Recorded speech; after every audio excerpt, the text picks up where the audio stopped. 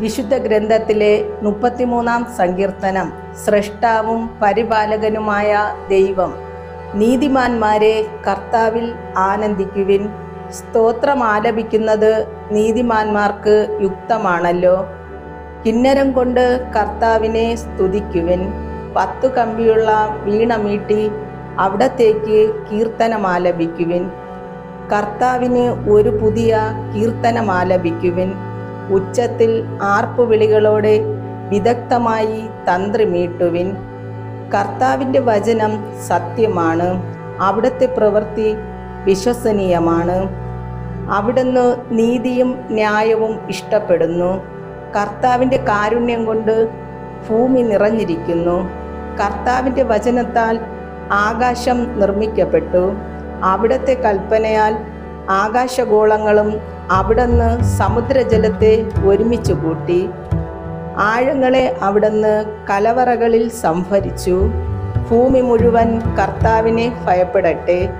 ഭൂവാസികൾ അവിടുത്തെ മുമ്പിൽ ഭയത്തോടെ നിൽക്കട്ടെ. അവിടുന്ന് അരുളി ചെയ്തു, ലോകം ഉണ്ടായി.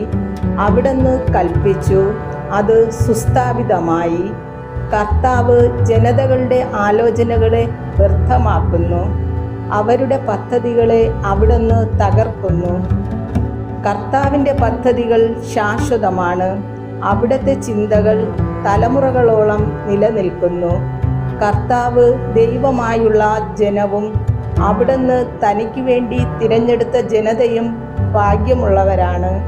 കർത്താവ് സ്വർഗത്തിൽ നിന്ന് താഴേക്ക് നോക്കുന്നു. അവിടുന്ന് എല്ലാ മനുഷ്യരെയും കാണുന്നു.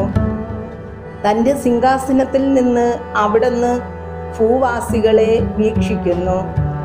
അവരുടെ ഹൃദയങ്ങളെ രൂപപ്പെടുത്തുന്നവൻ അവരുടെ പ്രവൃത്തികളെ നിരീക്ഷിക്കുന്നു. സൈന്യബാഹുല്യം കൊണ്ട് മാത്രം രാജാവ് രക്ഷ നേടുന്നില്ല.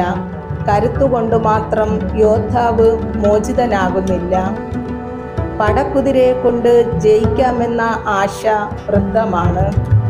അതിൻ്റെ വലിയ ശക്തി കൊണ്ട് അതിന് രക്ഷിക്കാൻ കഴിയുകയില്ല. ഇതാ, തന്നെ ഭയപ്പെടുന്നവരെയും തൻ്റെ കാരുണ്യത്തിൽ പ്രത്യാശ വയ്ക്കുന്നവരെയും കർത്താവ് കടാക്ഷിക്കുന്നു. അവിടുന്ന് അവരുടെ പ്രാണനെ മരണത്തിൽ നിന്ന് രക്ഷിക്കുന്നു. ക്ഷാമത്തിൽ അവരുടെ ജീവൻ നിലനിർത്തുന്നു. നാം കർത്താവിന് വേണ്ടി കാത്തിരിക്കുന്നു. അവിടുന്നാണ് നമ്മുടെ സഹായവും പരിചയും. നമ്മുടെ ഹൃദയം കർത്താവിൽ സന്തോഷിക്കുന്നു. എന്തെന്നാൽ നമ്മൾ അവിടുത്തെ വിശുദ്ധ നാമത്തിൽ ആശ്രയിക്കുന്നു. കർത്താവേ, അങ്ങയുടെ കാരുണ്യം ഞങ്ങളുടെ മേൽ ചൊരിയണമേ. ഞങ്ങൾ അങ്ങയിൽ പ്രത്യാശ അർപ്പിച്ചിരിക്കുന്നു.